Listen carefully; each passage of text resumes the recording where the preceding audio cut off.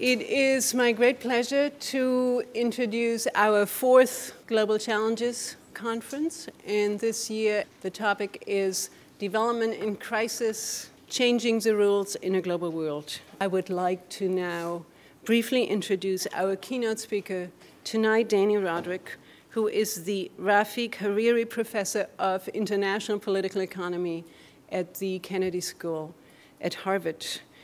He is one of the top economists in the country, and I would argue probably in the world, who writes on development, international economics, and political economy. He has an undergraduate degree from Harvard and a PhD and an MPA from Princeton. He is very prolific in his writings, many books, many articles, and he is one of these wonderful scholars who put some of the data sets he's working with on his website so that other people may use them as well. He's affiliated with the NBER, the National Bureau of Economic Research, the Center for Policy Research in London, and the Council on Foreign Relations.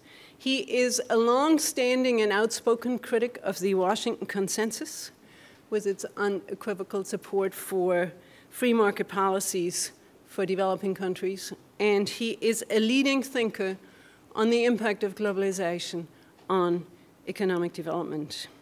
I will not list all his books and all the prizes and everything else. I would just like to highlight two of his books. In 1997, Dani Rodrik wrote a book, Has Globalization Gone Too Far? ? Which in Business Week was named one of the top books of the decade. A good dozen years later is no longer a question mark, but is a period or an exclamation mark, because his latest book is The Globalization Paradox, which seems to suggest that globalization has gone indeed too far. We are very fortunate that he will give the keynote tonight, and please join me in welcoming Dani Rodrik to Mount Holyoke.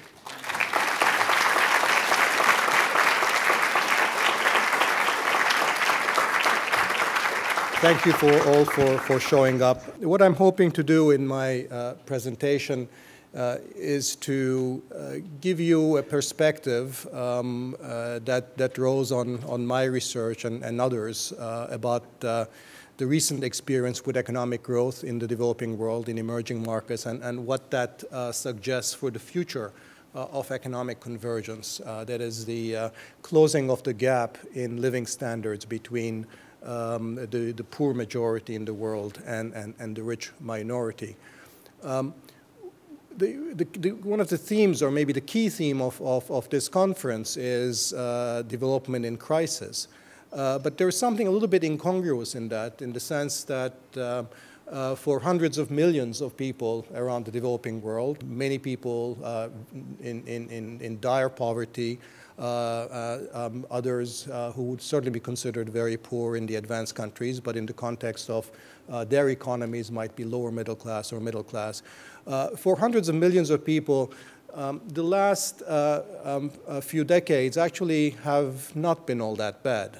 They've been better than any they or their parents or previous generations had. Not only in absolute terms, but also actually in comparison in terms of relative performance or changes in performance over time to what was happening in the advanced parts of the world. I'm going to show you a lot of pictures, and this is the first one. It's a picture that suggests a very interesting trends in economic growth since the end of the Second World War. What I have done here is basically just smooth out year-to-year fluctuations in the growth rates of different parts of the world economy, and just show you what the overall trend line is. And I've broken the world up into two groups, the developed world and the developing world. The developed world is basically North America, Europe, and Japan in Asia. And the developing world is essentially all the rest: Latin America, Africa, the Middle East, and all of Asia except for Japan. Now, what you see here is that for much of the decades since the Second World War, this chart starts in 1950, the growth rate, what's on the vertical axis is the growth rate of these different groups of countries. The growth rate of the developed countries actually exceeded that of the developing countries. So what that means is that basically developed countries, advanced countries are actually growing faster, and therefore the gap in terms of the living standards of the poor versus the rich was getting wider. But something happened towards the middle part of the 1990s, and particularly since over the last 10, 15 years or so, that the growth rate in the developing world picked up, and picked up in a very significant way. And the growth rate in the advanced parts of the world continued to decline, so that when we have this striking divergence in economic performance between these two groups of countries, to the point that just before the Asian crisis, and in fact, just before the global financial crisis, and continuing through the crisis in an even more extreme way, the difference in the annual average per capita growth rates of the rich versus the poor countries in the world had opened up to 4 percentage points or more, a huge difference. The good news here, of course, is that this experience of the last 10, 15 years suggests that on average, the developed world has been converging in terms of overall living standards with that of the advanced parts of the world. Not only that, they've actually been converging at a rather rapid rate as well. Now, the developing world, of course, as you know, is a very heterogeneous group that includes Asia, it includes the high performers, China, and East and Southeast Asian countries, but also, of course, includes countries in Africa and sub-Saharan Africa. One of the striking features of this experience of the last 15 years or so is that, in fact, the pickup in growth has been rather uniform. So in this picture, what I've done is break up the overall trends in the developing parts of the world into 3 different regions: Asia, Latin America, and Africa. So you can sort of see what these different regions were doing. The picture with respect to Asia, is the red one on top, is of course something that points to the very significant success in achieving rapid economic growth in East and Southeast Asia. First, of course, starting with Taiwan and South Korea in the early 1960s, then spreading on to Southeast Asia, Malaysia, Thailand, Indonesia. And then, since the late 1970s, of course, the Chinese growth boom that takes off. And that has essentially meant a steady and very rapid increase in Asian economic growth. You will notice that that's sort of trending up. It's partly because China is becoming a bigger and bigger part as it grows of the Asian aggregate, and therefore it's pulling up the average as a result of that. The other parts, Latin America and Africa, haven't been doing nearly as well. And you can see that, in fact, through the 1980s and some of the 1990s, that the gap had been opening up. But the good news, again, from the perspective of the last decade or so, is that even Latin America and Africa have been growing at a much higher rates than before. In fact, they have caught up and to some extent surpassed even a little bit the growth rates that they had experienced in the 1950s and early 1960s, which by historical standards were actually quite high. Of course, Asia is still growing very rapidly, much more rapidly than the rest, but the good news is that even Latin America and Africa are now growing more rapidly than they were in the 1980s and much of the 1990s. So this is a remarkable reversal in fortunes since the 1990s. And in some ways, this is exactly what should happen. This process of convergence that we have experienced in the last 10, 15 years is, in some sense, what ought to happen as a normal thing. Because after all, when you think about what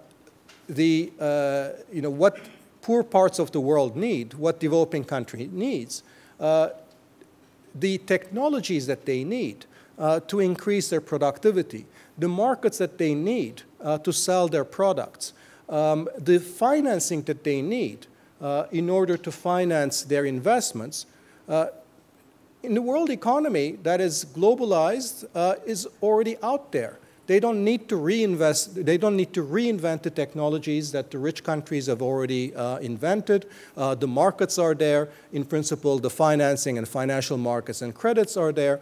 So we should think of convergence on the basis of first principles as something that ought to be the expected normal state of things rather than an exception. Historically, however, the kind of convergence that we have been experiencing recently is very much the exception rather than the rule. At some basic level, that's obvious. Otherwise, wouldn't still have the world divided into rich countries and the poor countries, so that there must have been some divergence.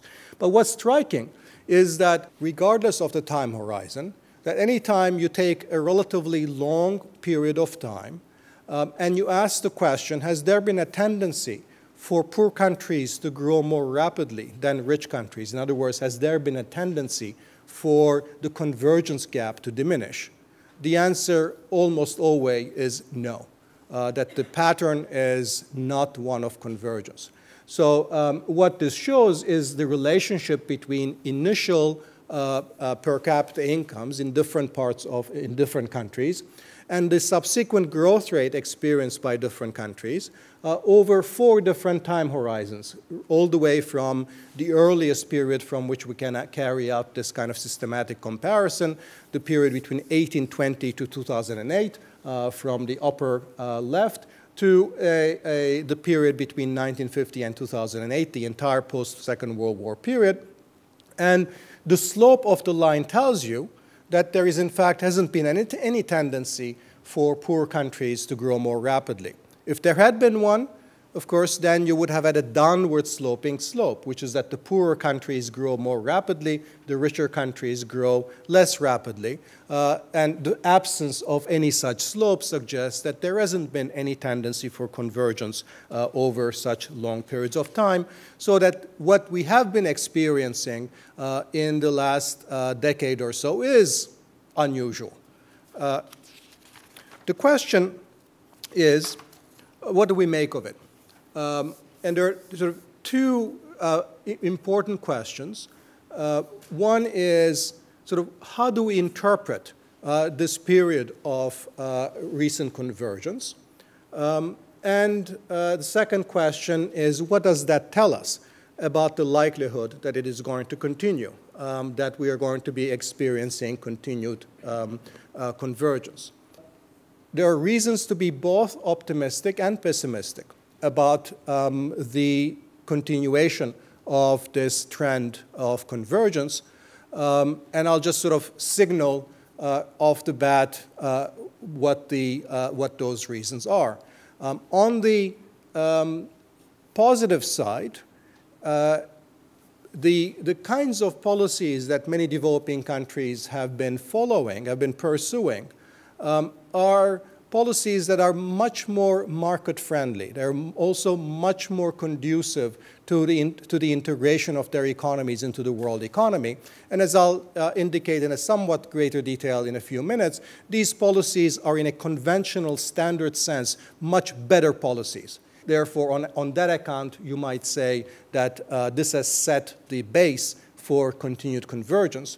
On the other hand, for the period since about 2000 has been a rather special period that has perhaps artificially spurred the growth of a lot of the emerging and developing parts of the world. This was a period of relatively high commodity prices, and since many developing countries are commodity exporters, that tends to boost their economic growth when commodity prices are high. A number of developing countries grew very rapidly by borrowing a lot of money from international financial markets, and this was a period of financial globalization. There was a lot of money available for them to borrow. And then when we project this into the future and we say, are these things likely to continue? Well, it's not quite clear that given the state of the advanced countries in the world, that either we will continue with very high commodity prices, or given what has happened with the global financial crisis, that we are going to be experiencing and continuing to experience on an ongoing basis such an era of cheap and available short-term or long-term finance either. Now, the basic point, however, is that in order to be able to answer these questions, we need to have a perspective, we need to have an understanding of what are the fundamental drivers of economic growth and how they are likely to change. So let me present to you two such perspectives, two interpretations from which you can use to analyze this growth performance and to make some kind of judgments about the likelihood of these trends to continue. What I will call the orthodox view is that convergence or sustained economic growth requires a set of good fundamentals. And what those good fundamentals refers to is a series of policies which, just for lack of any other shorthand term, we might call Washington consensus policies. What are those Washington consensus policies? They are policies of opening up to the world economy, deregulating markets, privatizing state-owned enterprises or parastatals, providing adequate protection of property rights and enforcing contracts, ensuring that the macroeconomic environment is conducive to low inflation and debt sustainability and so forth. So the standard tenets of orthodox policy, which sort of we associate with the Washington consensus. And the standard orthodox view is that if you do all these good things, then that produces high growth. And this would be sort of the one way in which to interpret that. Now, it turns out that this view has run into a lot of problems in recent decades.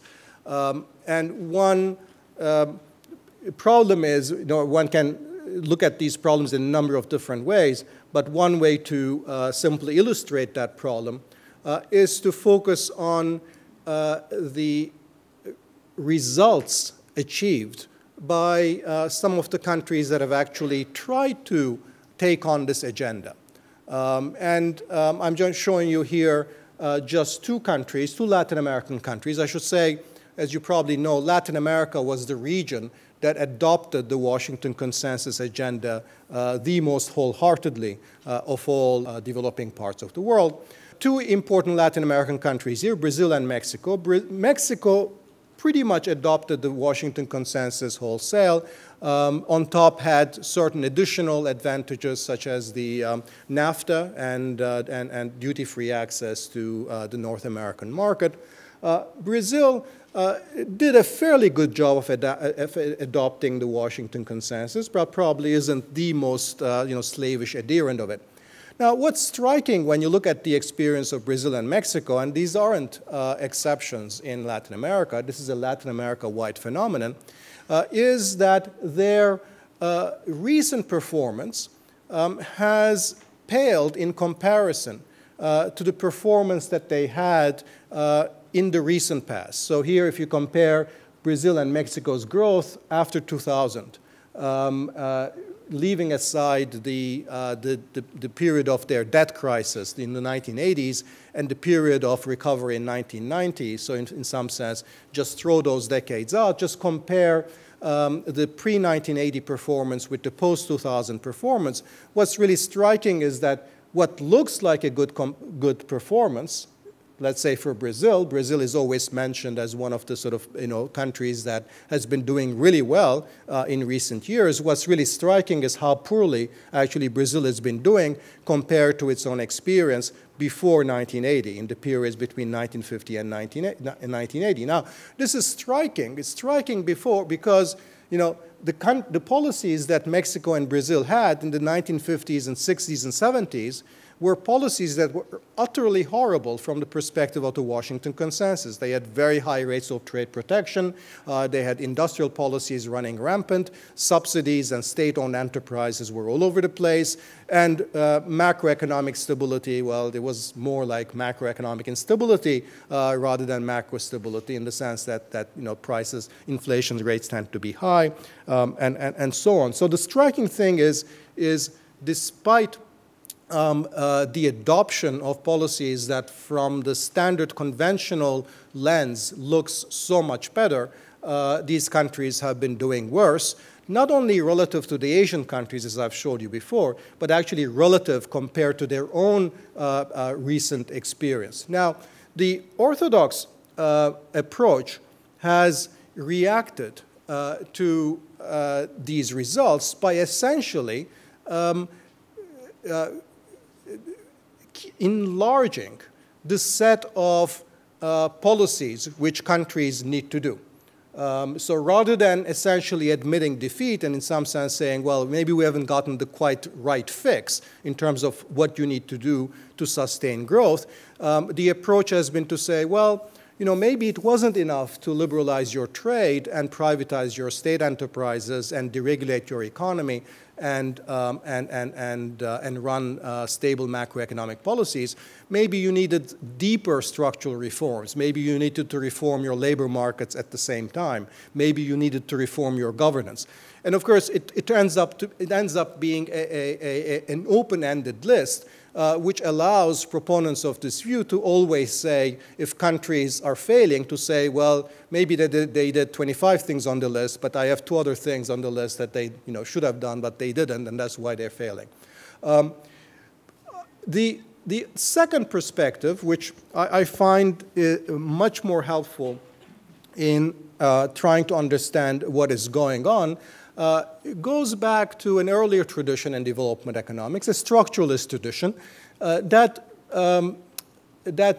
emphasizes that poor countries or developing countries aren't just shrunk versions of advanced countries, that the challenge of development, the challenge of increasing productivity, aggregate productivity, is a challenge of changing structure. Changing structure in what direction? Changing structure from traditional low productivity industries such as subsistence agriculture or low productivity services to modern industries, tradable manufacturing or modern service industries. And the key, what you need to get convergence going is to get that convergence machine humming. The kind of policies that getting that convergence machine to hum requires are the policies that are going to stimulate those new industries, that's going to stimulate entrepreneurship, investment, employment in those new, emergent, modern, tradable industries. And those are going to include a rather eclectic mix of policies, including often industrial policies or currencies, or undervalued currencies that act as to subsidize these modern industries. Now, I want to emphasize is that to some extent, the kind of policies that are required under the 2 perspectives may overlap.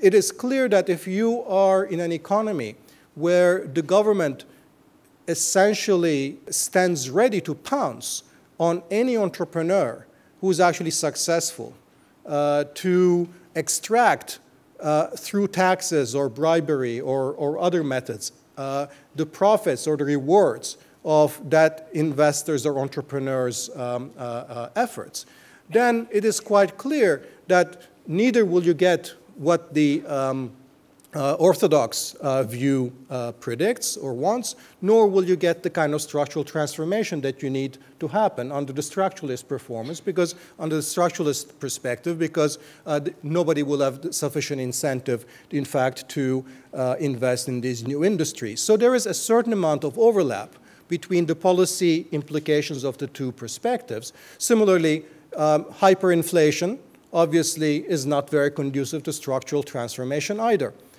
So it is not the case that there is a huge contradiction between these two ways of looking at things, but they imply different agendas, they imply different priorities.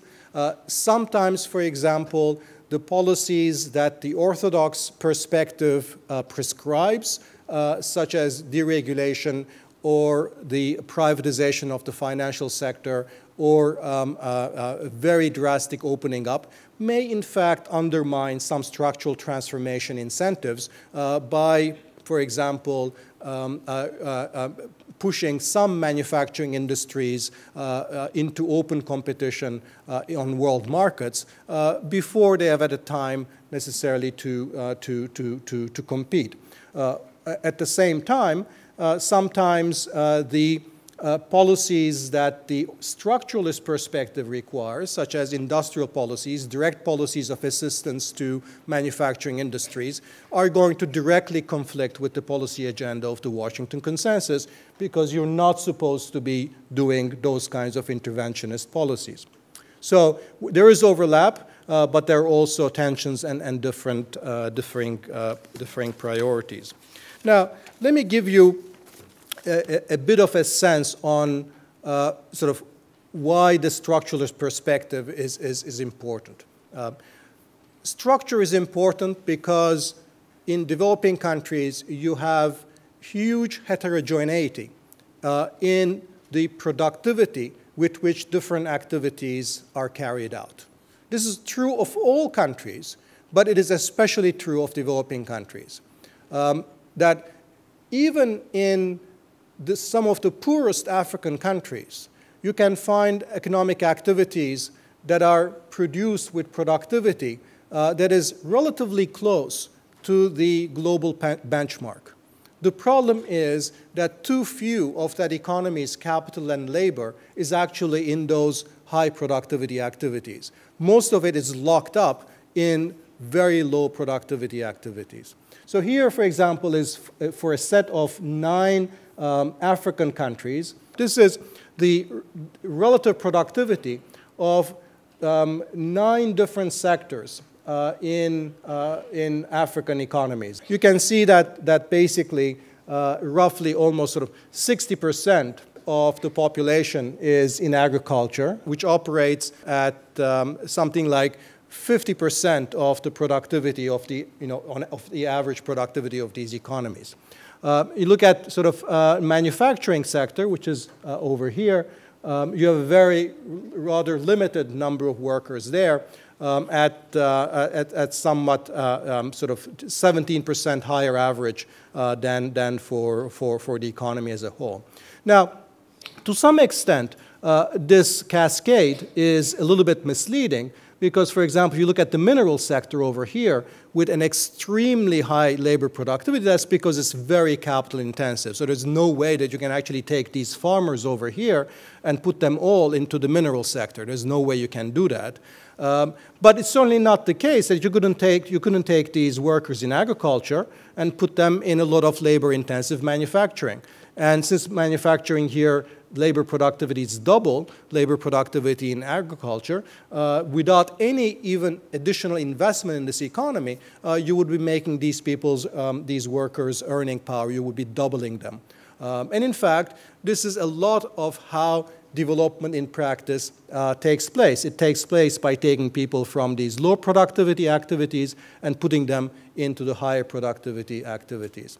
So the fact that there are these huge structural heterogeneities, and by the way, this is a relatively aggregate classification, you can take each one of these sectors and break them up into subsectors too, because even agriculture is a mix of traditional agriculture, subsistence agriculture, and maybe some horticulture or some floriculture where labor productivity is actually quite higher. So you'll see a huge heterogeneity even within agriculture as well. So that means that even within agriculture, by simply reshuffling production, reshuffling workers, you can get huge boost in overall productivity and earnings without necessarily increasing a lot of investment or accumulating capital in that economy. Now, this is a key characteristic. The structural gaps in productivity is a key feature of developing countries because we know that these structural gaps tend to diminish over time. I said earlier that even in advanced countries, in rich countries, you have these heterogeneity in productivity. But what's striking is that these things tend to diminish. So if you look at what is happening, so what is this on the vertical axis is a measure of this heterogeneity in labor productivity across different sectors.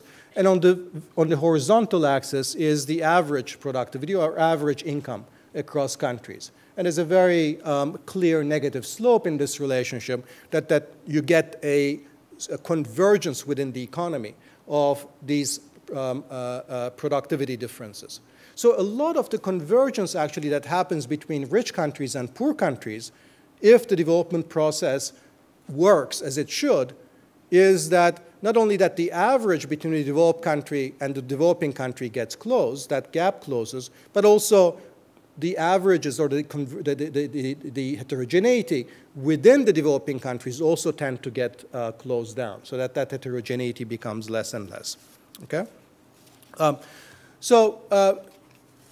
Part of the reason why you have such large productivity gaps in developing countries is because not all productive activities are the same in terms of capacity to generate dynamic productivity benefits over time.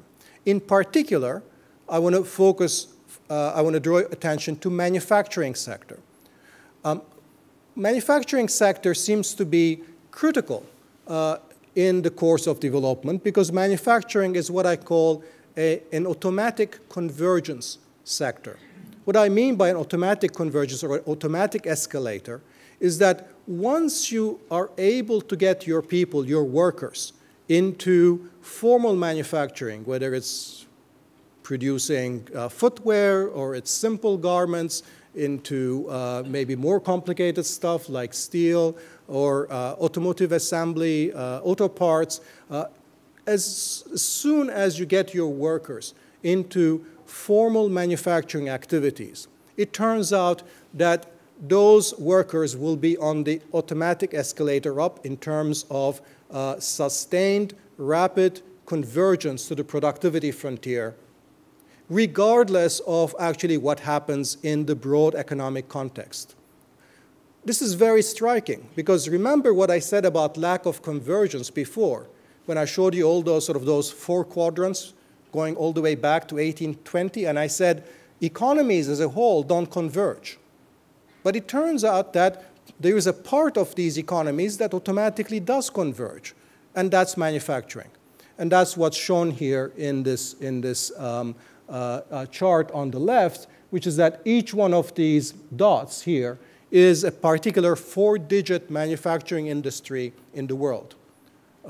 And if you look at what has been happening to labor productivity in these industries, if indeed you do get this now negative slope that we're looking before in the aggregate country level data that we didn't see, but if you look at specific manufacturing industries, you do recover that negative slope, which says that the further behind you are in the productivity frontier, once you've gotten into manufacturing, the more rapidly you will converge, the more rapidly productivity growth will take place. This is extremely good news because it says that, again, supports the structuralist or the focus on structure, which says that a lot of development is actually getting your workers, getting your people, getting your resources into the right sectors. And among those right sectors, manufacturing seems to be key. Now, let's look actually how these structural factors, the fact that not all sectors are the same, that there is great productive heterogeneity, and that success in development requires that you are able to achieve this structural change as rapidly as possible, how some of these key ideas map into the actual performance of different parts of the world or a couple of individual countries. I told you a second ago, I showed you a picture about Brazil and Mexico and how those two countries, as indeed is the case for Latin America in general, had been doing much more poorly in recent times compared to their earlier period. Now, let me look at what the contribution of some of these structural features has been to that change in performance. So this is, the timing here is somewhat different than the timing I had shown you before, but the general lesson isn't going to change. Now, this is overall growth in Latin America, or overall productivity change increase in Latin America in 3 different periods. And again, I want to focus on these 2 periods, the periods before 75 and the period after 1990. Okay? So if you will, the import substitution period, the early import substitution period, and the post-Washington consensus period. This comes from Carmen Parges's work. She and her colleagues decomposed. These are actually sort of my reworking of their numbers, but it's fairly similar. We decompose the overall growth into 2 components. Remember how you're going to get overall productivity growth in a country. The standard way you get growth in a country is going to be that each sector in a country, such as agriculture, manufacturing, transport, utilities, each one of these sectors become more productive, and therefore you get aggregate productivity growth. But there's a second way, and that second way is what the red bar points to, the structural change component.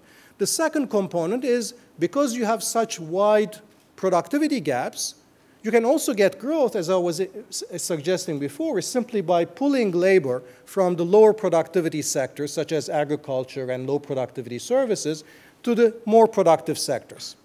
Yeah?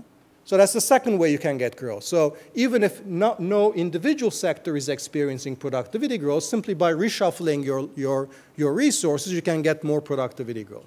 That's the structural change component.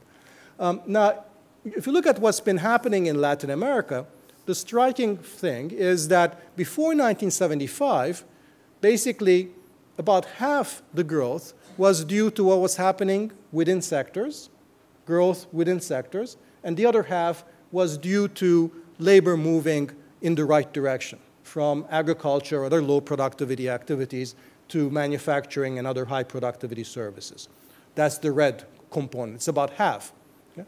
If you look after 1990, you notice that the within component, or the component of overall growth that is due to growth within sectors, is pretty much the same after 1990 as it was before 1975. But the big change is what has happened to the direction of structural change. Now structural change is actually contributing negatively to overall growth. It's in the negative quadrant. What the hell does that mean?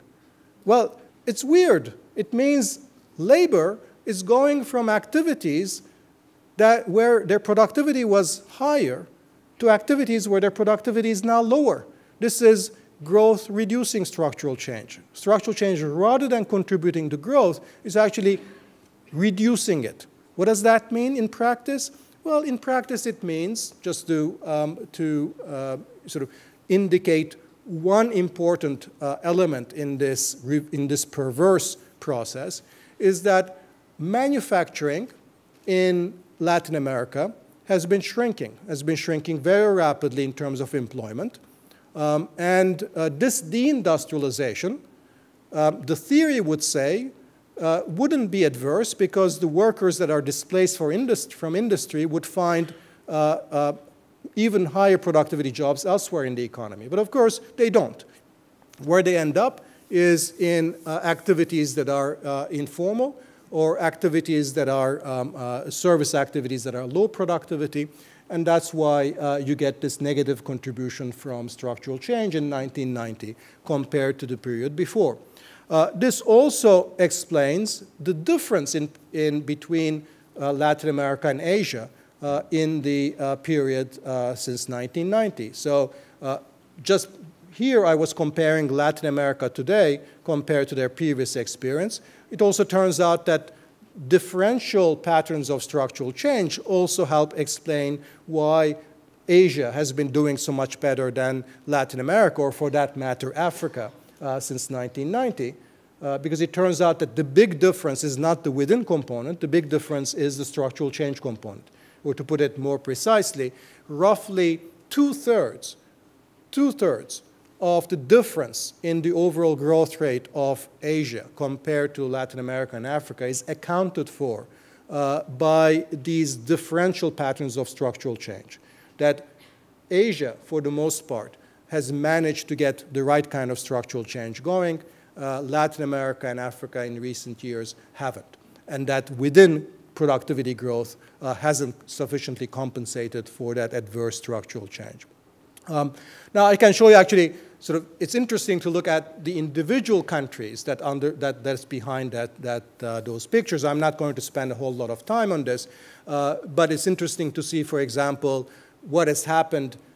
I'm going to show you one bad case of structural change and one good case. The bad case, of course, has to come from Latin America, and this is Argentina between 1990 and 2005. What you have on the horizontal axis is the change in employment share of these different sectors. What's on the vertical axis is the relative productivity of each one of these sectors. So what you see here, what really comes out strikingly, is that manufacturing, a relatively high productivity sector, has been the biggest source of employment loss during this period, and other sectors which have been gaining employment are on average not as high productivity, and therefore you have this negative slope of perverse structural change, where labor is going from high productivity manufacturing to much lower productivity services over here. Okay? But of course, it doesn't have to be that way. The typical Asian case looks more like this. The typical Asian case is where labor is coming out of agriculture, where labor is very unproductive, and it's moving into urban services, in particular manufacturing, where labor is that much more productive. This is what development is supposed to be like. But it's striking how, in fact, this has been confined to a relatively small number of countries. What can we tell about the kind of policies that have accounted for or that have been behind these kinds of differential patterns? I think I call the set of policies that worked to produce the desirable kind of structural change, to help structural transformation along, productivist policies.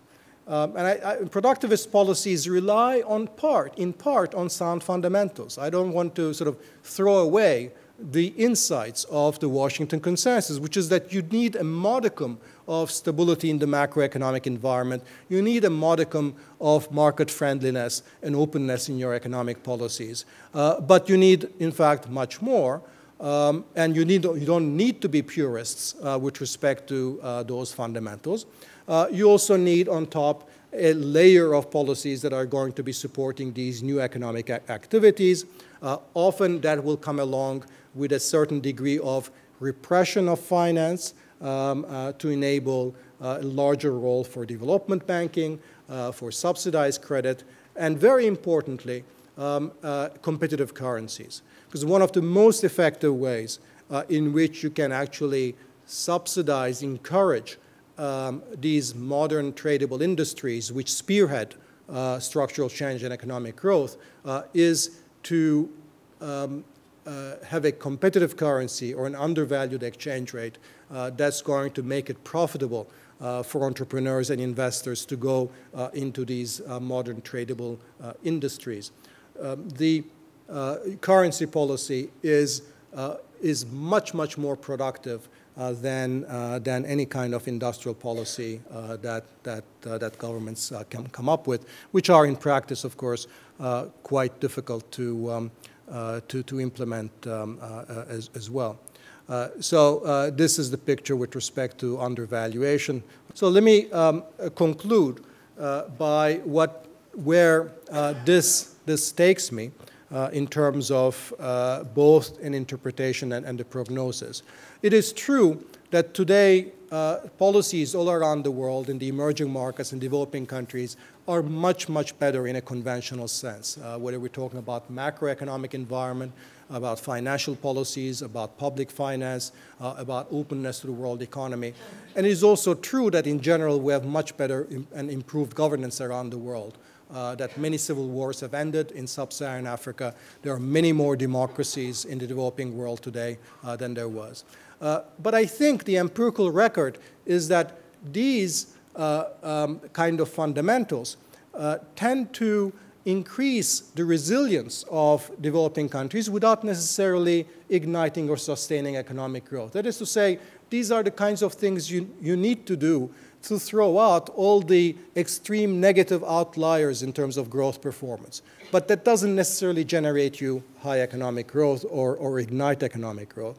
And fundamentally, the argument that I've made is that growth requires something else. It requires an ability to diversify your economy and to accomplish structural change. And this is not something that is automatic. This is not something that happens just after you've established the fundamentals. This requires pragmatic, experimental, and often unorthodox policies in support of new industries. They are often unconventional policies. And they are also often difficult to employ effectively. One has to be very careful in practice with industrial policies, and it is the case that many countries that have tried to implement industrial policies haven't been nearly as successful as Asian countries that have. So these are difficult policies, but in the same sense that just because running the appropriate fiscal policy, having good education policy is also difficult, doesn't lead us to the conclusion that therefore countries or governments shouldn't have any fiscal policy or they shouldn't have any education policies. The argument is the difficulty of industrial policy simply means that we ought to try to work for better industrial policies, not simply give up on it. I think going forward, we are facing a world economy that's going to be much more hostile to the conduct of the types of unconventional, unorthodox policies that have supported growth in the past. There was a time when developing countries were pretty much left alone to pursue whatever currency policies, whatever industrial policies, whatever trade policies, whatever financial policies they wanted to pursue. The world environment, that external environment has changed significantly, most perceptively in the context of the trade rules with the changes in the World Trade Organization. But I think much more than that. I think we're moving into a world environment where the crisis in Europe and the likely slow growth in the United States in years ahead will make policymakers in the advanced parts of the world much less likely to condone unorthodox policies on the part of large developing countries. And I think that's going to make it very difficult for China to continue with the type of policies it has, and it's going to make it very difficult for other medium or large-sized economies in the developing world to replicate those policies. So that would be a rather sort of unfortunate but pessimistic note on which to end. But I hope I have given you some food for thought about the drivers of economic growth and the importance of structural change. Thank you.